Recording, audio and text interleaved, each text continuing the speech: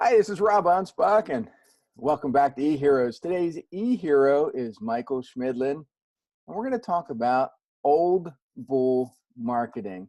That's one of Michael's companies, but it's also a perspective on how this generation, my generation, and the generation before me can relate to today's marketing topics like social media, like print, like digital marketing, digital advertising, and all the other stuff that goes on with that. So, Michael, welcome to the show, and I'm glad you're back. I mean, because I interviewed you a long time ago, and a lot of great stuff. And I mean, you're still doing some of it, but now you've expanded.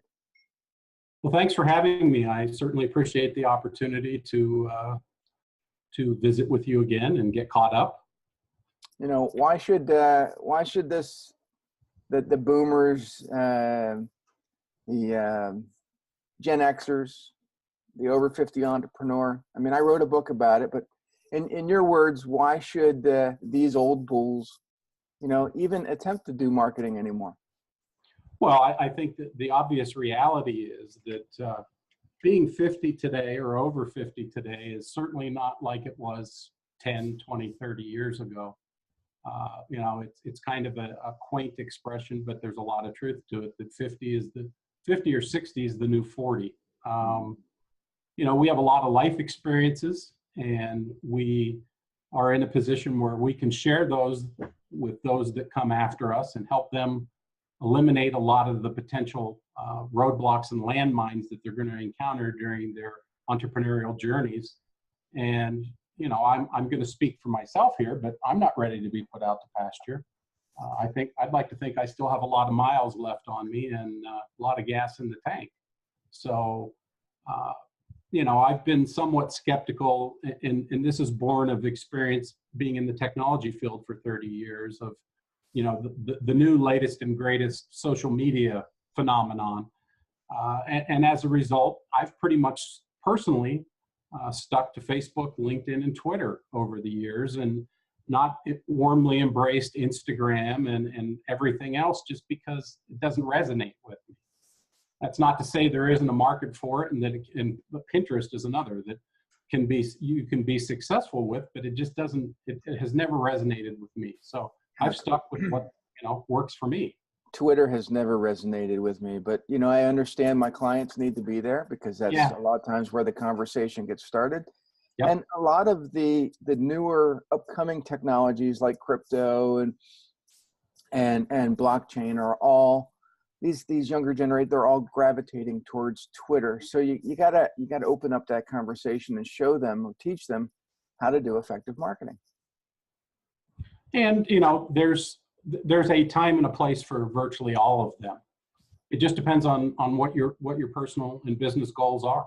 Yeah. I don't think there's, and it's unlikely to ever be one size fits all and one single solution for every application. It just doesn't make sense. No, but you and I and a lot of the entrepreneurs that we associate with were born in that generation where we saw old school marketing being combined with new school marketing, the print, the newspaper, the radio, and merging with what's now social media and Google and all these other elements. And so we know the importance of still utilizing both, but the younger generation, they're like, radio, what's that? Newspaper. Yeah. Why do I have to send postcards out? Why do I have to send newsletters out? And so they're putting all their eggs in one digital basket. Yep. And that doesn't always work. Rarely. I mean, there are exceptions to every rule, but again, I don't think there's a one size fits all approach. And they've kind of lost that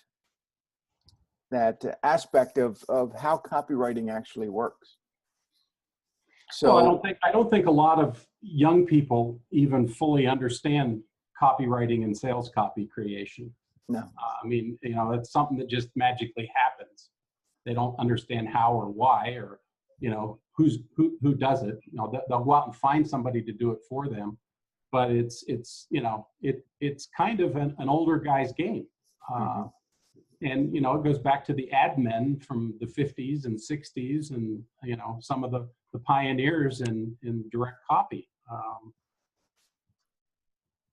Everybody, you know, in the last 60 years is copying from somebody else. It's not like they invented it. Right.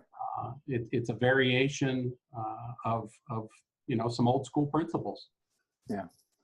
You know, and it's tragic because, you know, I see a lot of people pumping a lot of money into Google ads, and you look at these ads and they're so poorly written.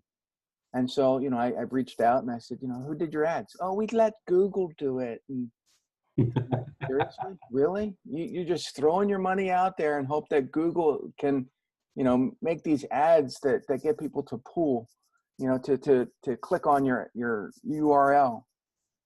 And then they realize that 50-60% of the money that they're giving Google is a waste. That's one of the reasons we've had such great success with Digital Direct with our hot listening, which is real-time Google leads based on real-time search.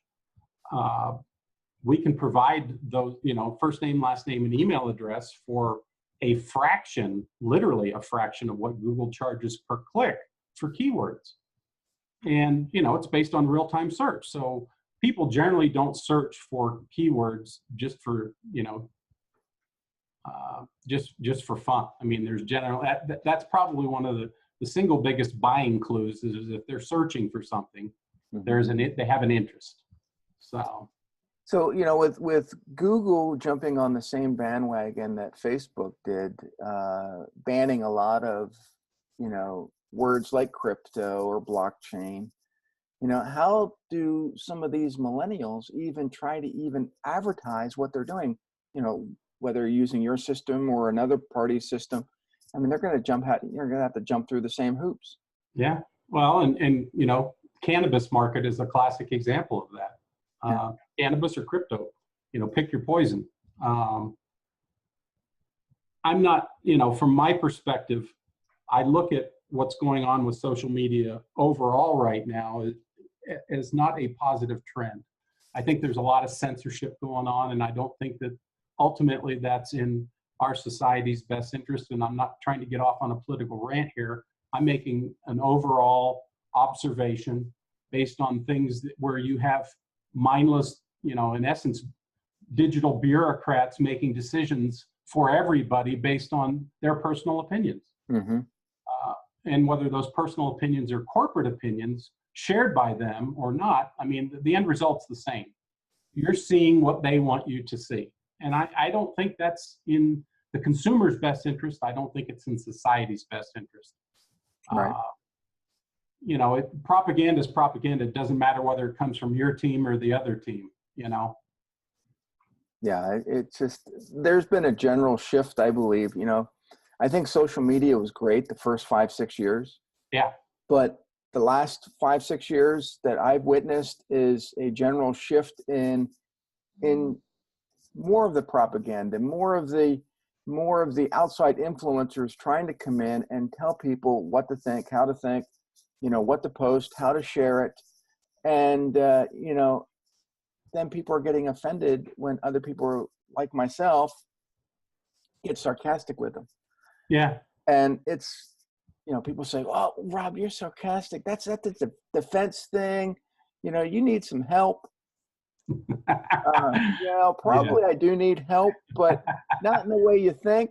Yeah, and not from them. Yeah, and you know, so my sarcasm comes from, you know, 40 years of experience, seeing that people have no common sense whatsoever, and you know, then they get, you know, obnoxious to me when I throw my sarcasm at them. But hey, you know, it's my way of filtering out the people that I don't want to deal with. Because well, I think sadly, social media has become a groupthink echo chamber for the most part. Mm-hmm. And, you know, sarcasm is my way of addressing that. So, I mean, obviously, you and I have had lots of conversations about sarcasm, both publicly and privately. Right. You know, sadly, there's not a lot of common sense left in society. There's, I think, an old saying about it's a tree that doesn't bear fruit for all or something along those lines. But it is true. It's pretty scary, actually. And when I was younger, when I was starting out as an entrepreneur 25 years ago, nobody took me seriously.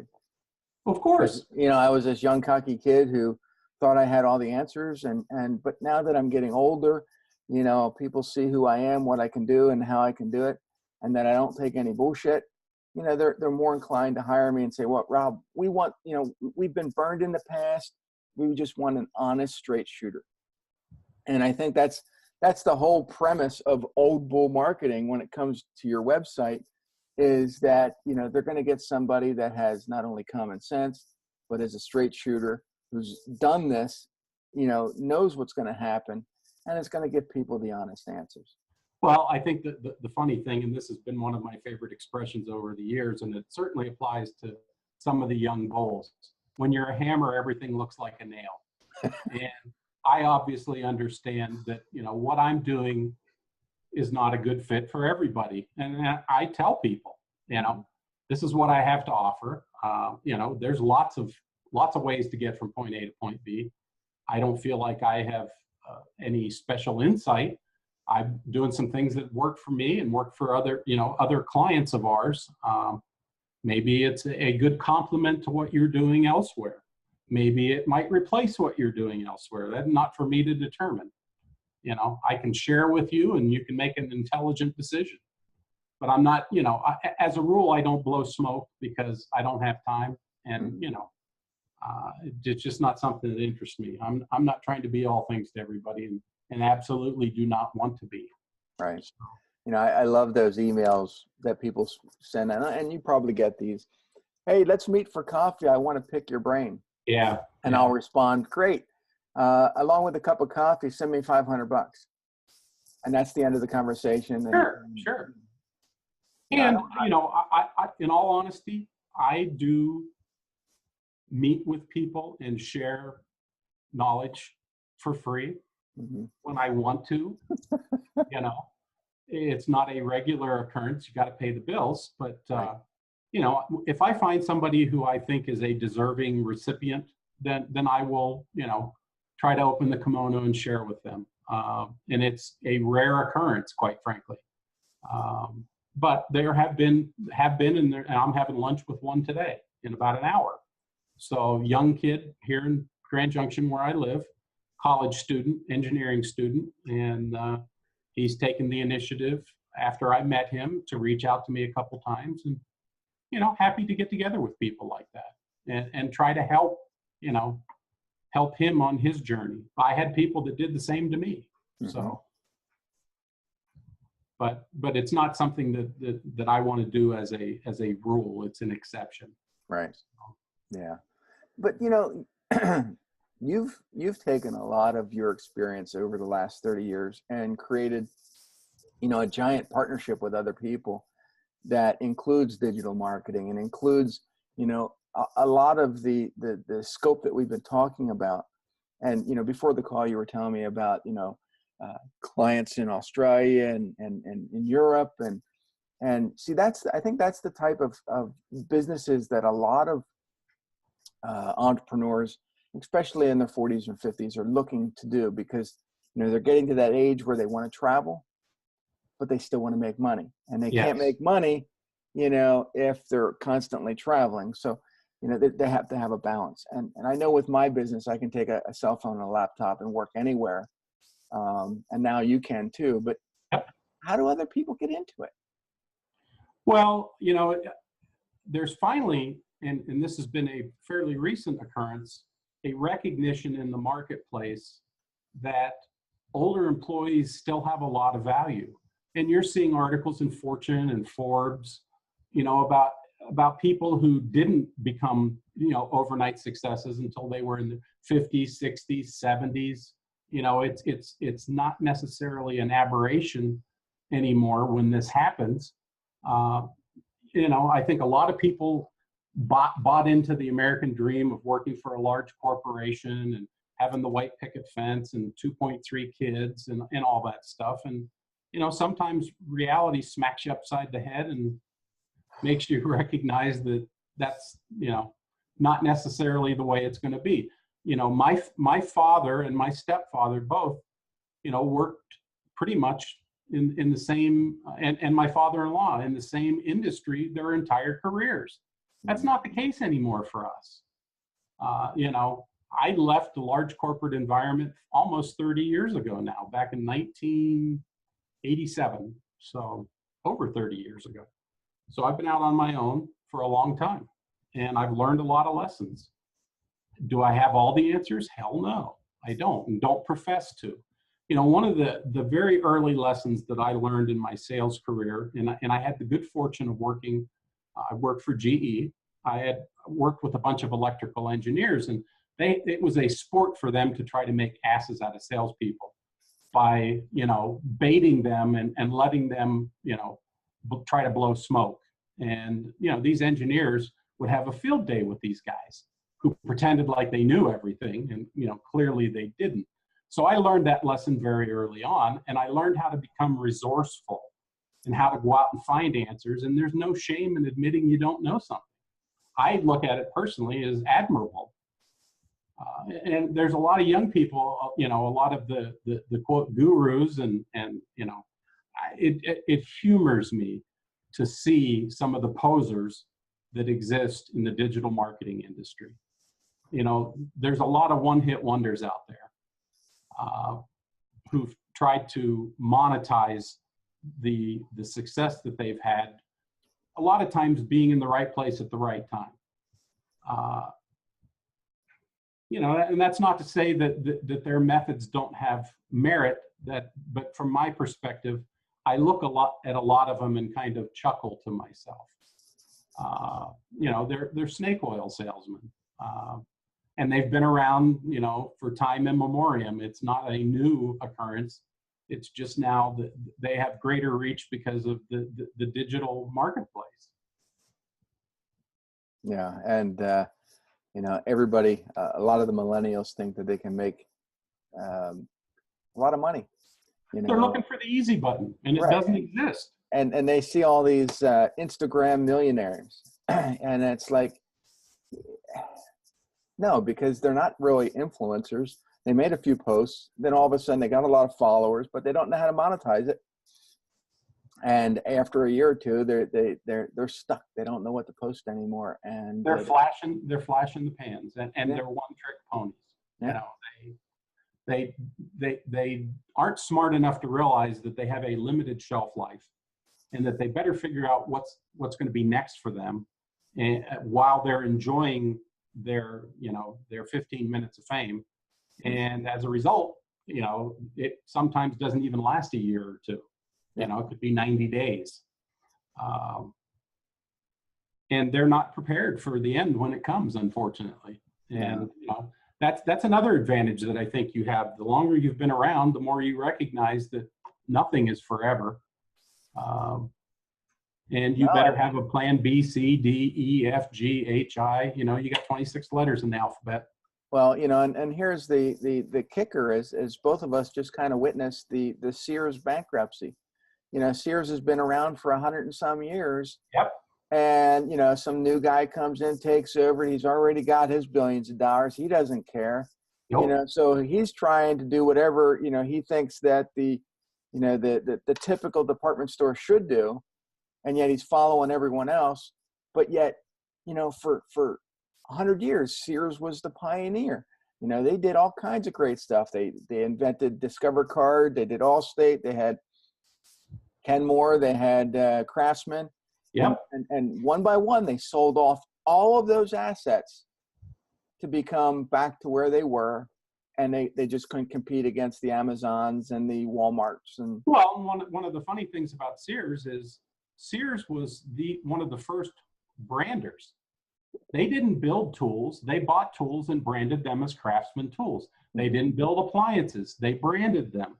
They bought them from, whoever was making them for them. Right. So, they took their place in the brick and mortar world and capitalized on it by going out and having products developed for them and put their name on it, put their brand on it. And that's one of the things that I personally, I used to call on in my past life I think it was a company called Western Forge down in Colorado Springs, and they built tools for Craftsman. Hmm. That was, one of their primary customers. So that's how I found out, that they didn't make Craftsman tools, because up to that point I didn't know it. Right. Well, Craftsman was the ultimate tool that you could get, because it had a lifetime guarantee on it. Yep. And so a lot of these guys, their tools would get so beat up, they would just take them back and get new ones. Yep. Well, after 50, 60 years, Sears like, no, we're going to end the guarantee. And that was the end of a lot of people going back to Sears, because they went there specifically for those tools. And here's the kicker, when you have a tool that, whether it's a guarantee or not, and you go back to Sears, you're going to end up buying something else. Yeah. And so when these guys stop buying stuff or getting their tools somewhere else, they stop buying from Sears. Yep. I can't tell you the last time I walked in a Sears store. It's been a long time. Yeah. And, we used to buy Kenmore appliances, and I used to buy Craftsman tools, and I still have a bunch. Never had any problems with them. They weren't breaking. I think I replaced one socket wrench of all the tools I ever bought from them, and that was it. Yeah. And I think that's, my grandfather helped build the St. Louis Arch in St. Louis, and he was a master mechanic. And I think that we've lost a lot of those skills. Absolutely. From the prior generation, either not teaching us, or we just didn't care to learn. And now, well, it wasn't as sexy as going to college and getting a 4-year degree in basket weaving or something. Right.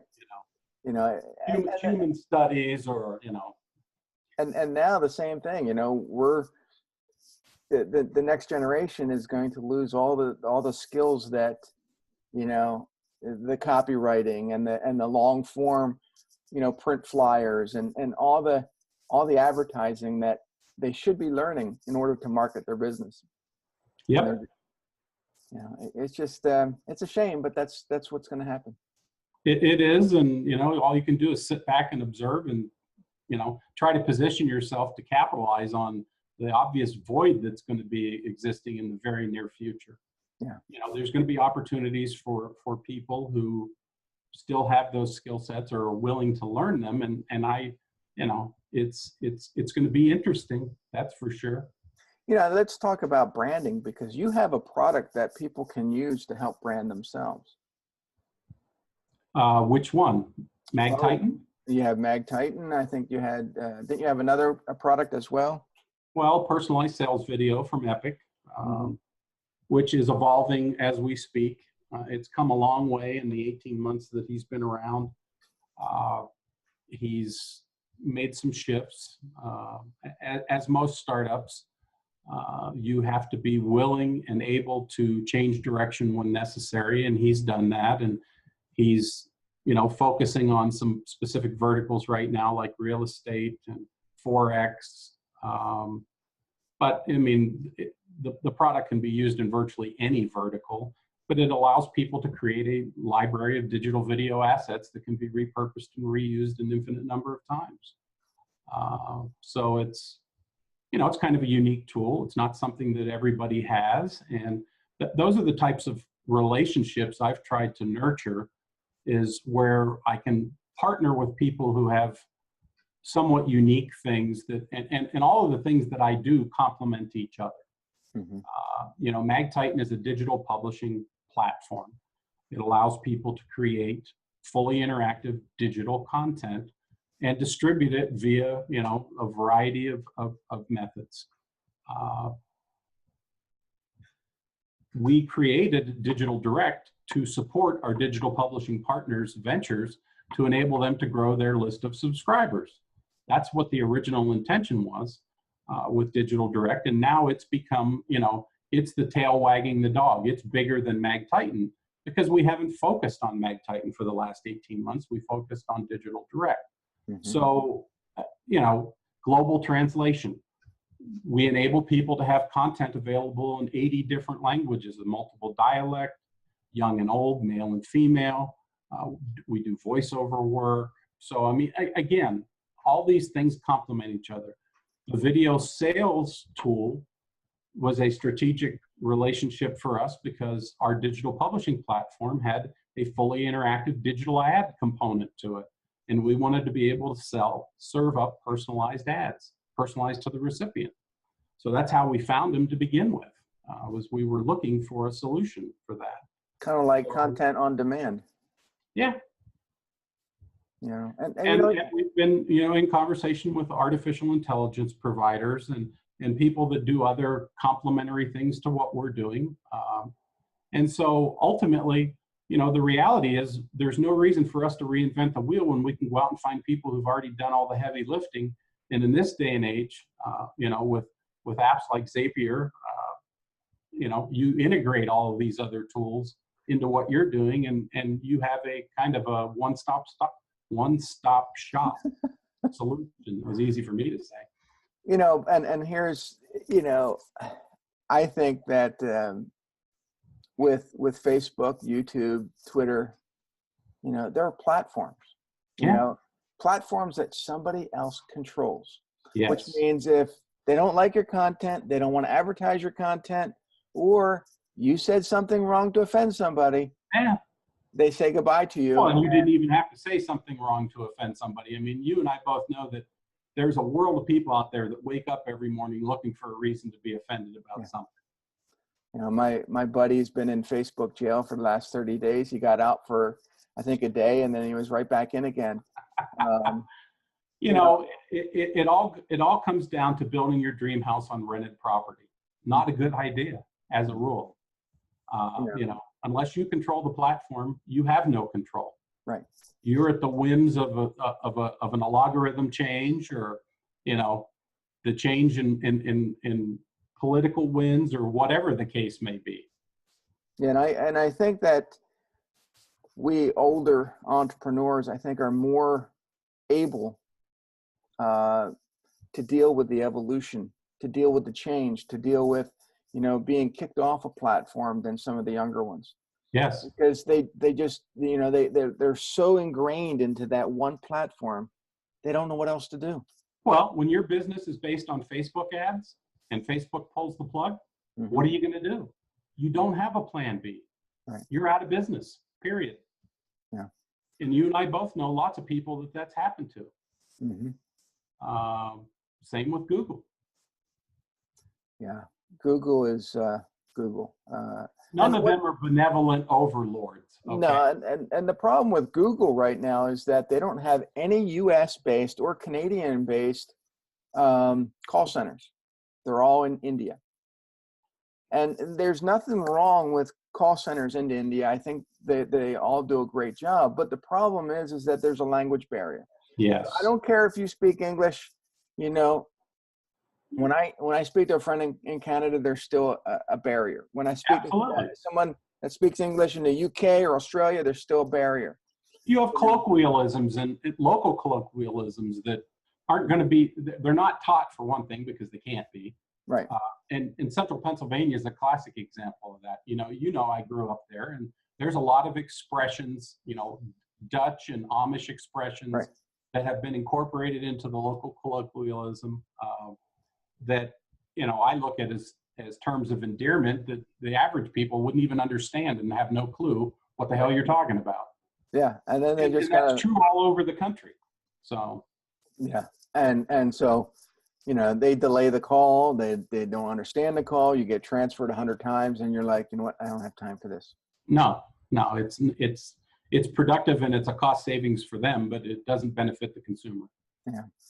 So, we're kind of running out of time, but I want to give the audience an opportunity to, learn more about you.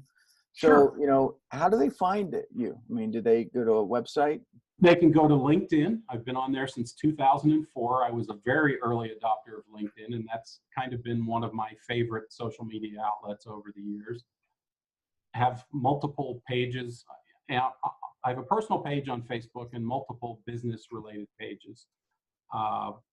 Obviously, there's a website, oldbulls, plural, marketing.com. And as you mentioned to me, that there's a couple missing pictures, and we've been kind of revamping it and trying to decide what theme we wanted to use. And it's changing. I've kind of had a website because I thought I had to over the years. Yeah. I have been a referral-based sales guy for 30 years. And to a great degree, that doesn't play very well in the modern market. Right. So I still manage to establish and nurture long-term mutually beneficial business relationships. It requires a lot of effort on my part. It's not there, there is no easy button there, but that's how I'm wired, and that's what I'm comfortable doing. So 90% of my business comes from referrals. Yeah. It's the other 10% that I got to spend a lot of effort. A lot of brain damage too, in most cases. To try to get people to call me. And, so as you get older, I think you're going to find a lot more people come to you based on referrals than spending a lot of, a great deal trying to advertise. I would agree. You still need to do it. You still need to get your name out there, and you still need to use platforms, reluctantly, like Facebook and YouTube.